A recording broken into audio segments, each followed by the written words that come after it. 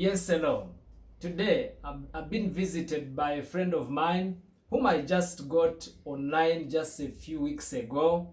He has told me that he had been investigating on me on my social media handles before giving me business. So Joshua, nice to meet you. Welcome to Dotkom Thinkers. Thank you. So, it has been your first time to come here or to meet me physically. Sure. You've been seeing me online talking about websites, marketing. That's right. So most people fear to trust people online. How did you come to trust him? Like, maybe if I send him money, he will do my website.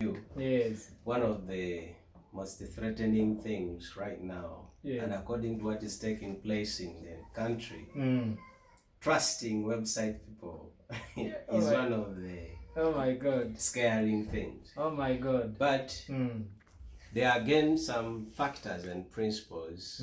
Let me say there are some things that you see that are unique in someone's website, or you may see someone's video, YouTube, WhatsApp, it can be Facebook, all those social medias. Yes. You may find that there is something different Yes. in someone talking the truth, someone with integrity, with someone who is hooking. Yes. Though most of those that hook are more professional. Yes. They even speak sweeter words. Yes. But there is the other bitter and the true background or the roots of something what a person is talking about. Yes.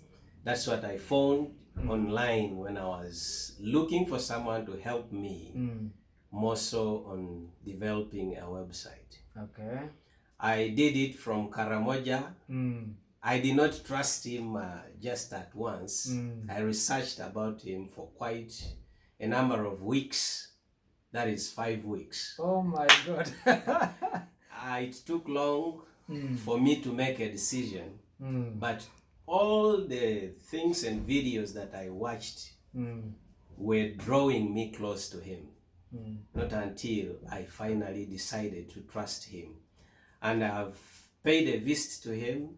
I even paid him for starting the work before reaching here. That means I trusted him. Yeah, you sent us money without knowing. Anyway, you trusted us and said, okay, let me send the money. True. And you're saying, if we are going talk about the discernment, you talked about something important. Actually, my decision to send the Dotkom Thinkers money after that long while of researching about them and watching their videos, their posts, I said these are the right people.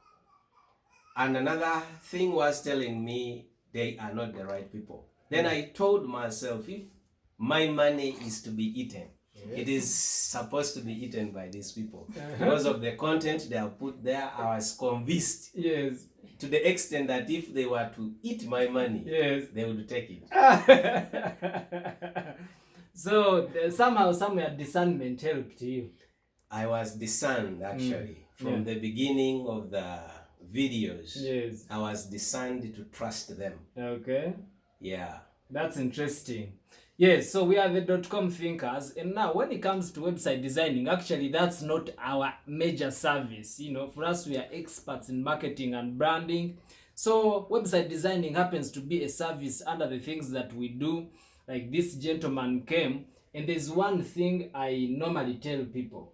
It's one thing to have a website, but it's another thing to have a website that will give you results. Like you can have a website and stay with it for years, but convert no one. Why? The competition is too much. Yes. Like if someone does not have a vision, a mind of what you want to achieve, it becomes hard.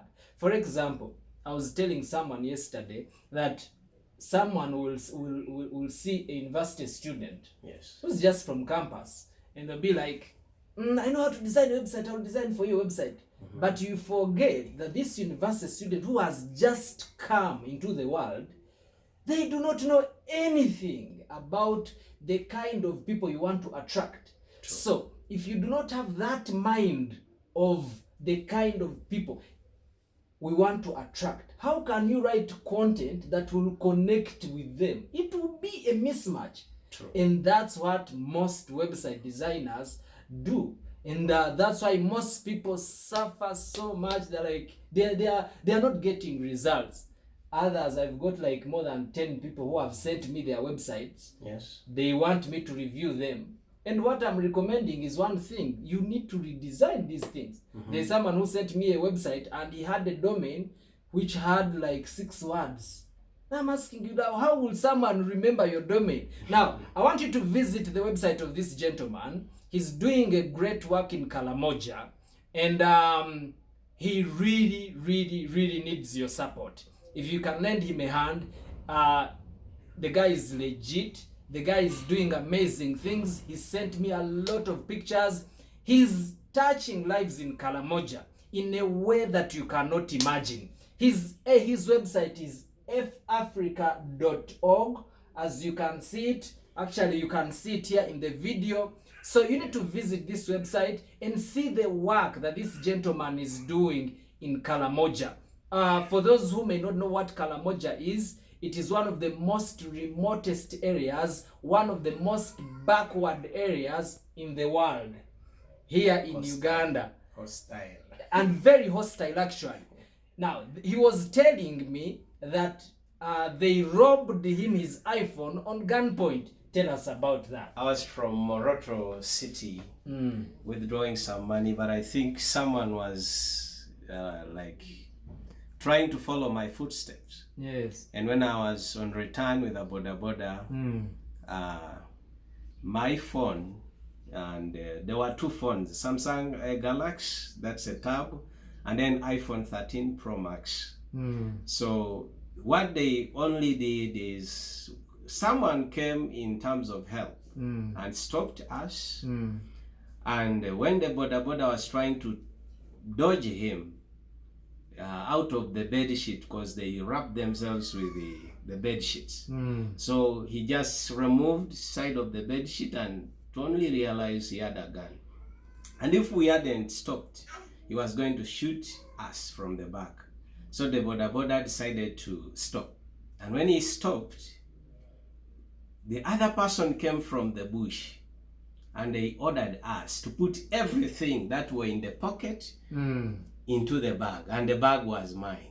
The bag had the passport, the bag had the iPhone. I removed the iPhone from the pocket, the little money that I had, and put in the bag.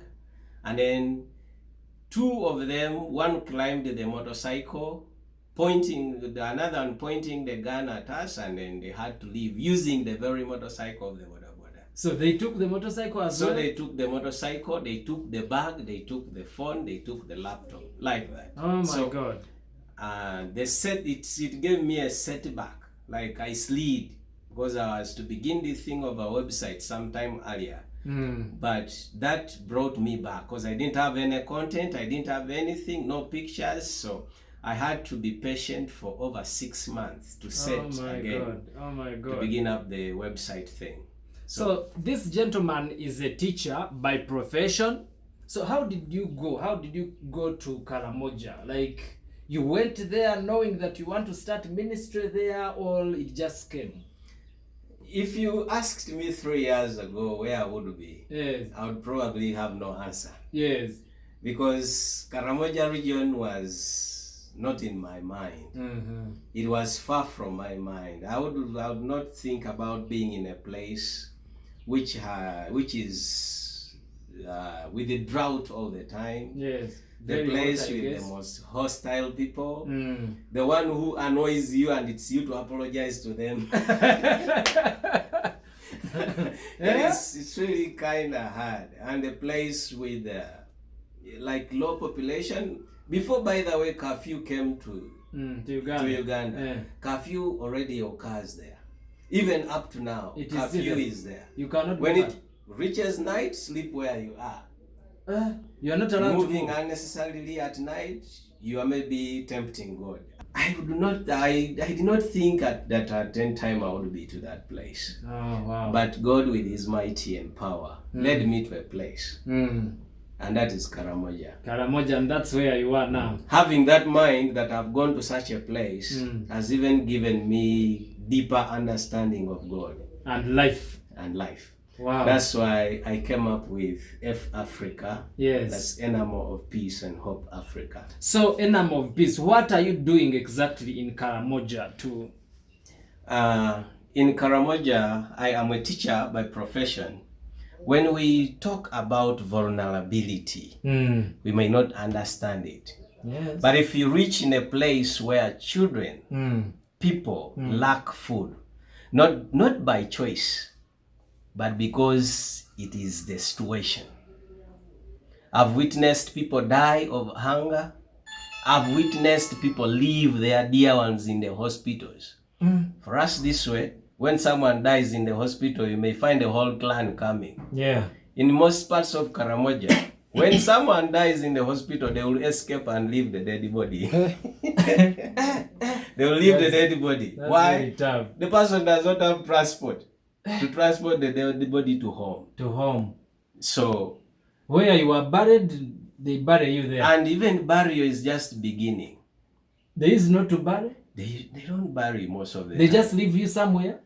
They drop you there, and these wild birds, the vultures, come and eat you up. Sometimes people are buried in the trenches of the water. You have the seasonal rivers with soft soil. So sometimes people are dumped there and just the soil is put on top.